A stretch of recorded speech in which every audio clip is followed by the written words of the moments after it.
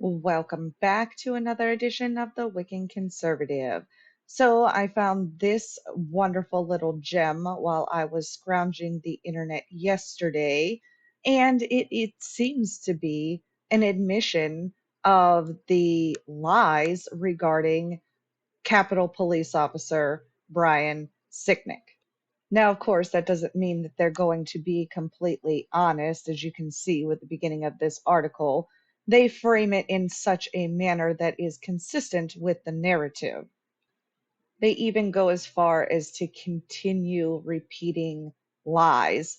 Five people died at the Capitol on January 6th or in the following days, including Capitol Police Officer Brian Sicknick, as if it was directly correlated with January 6th. But we're going to continue through this article.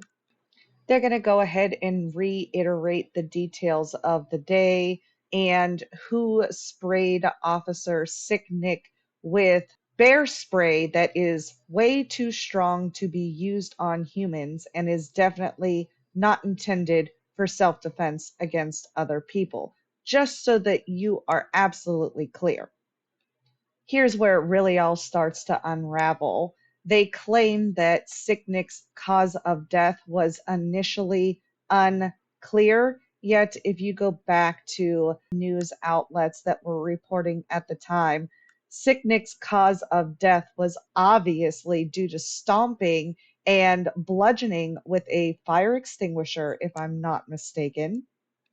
The New York Times claimed that he returned to the division office to get help for his injuries, texted his brother that although he'd been attacked, he was okay, collapsed in the division office nearly 8 hours after he had been sprayed by this bear spray.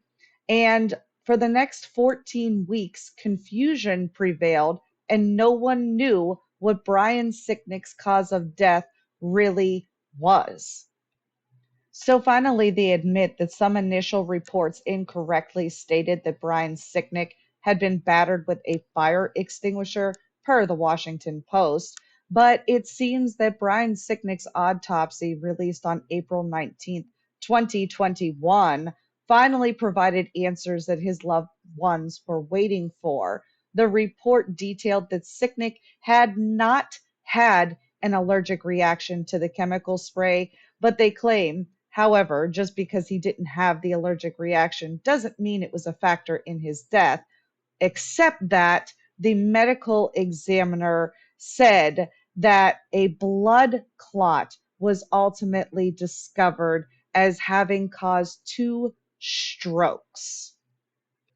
Also worth noting, the medical examiner did not report any internal or external physical injuries on Sicknick's body, ultimately proving the claims of the fire extinguisher and the potential allergic reaction as being absolutely false, even though they were reiterated prior to this point in the article. That's all they could reveal to the public due to privacy concerns, but it is now finally quelled, put to rest. Officer Sicknick did not die due to related injuries from January 6th.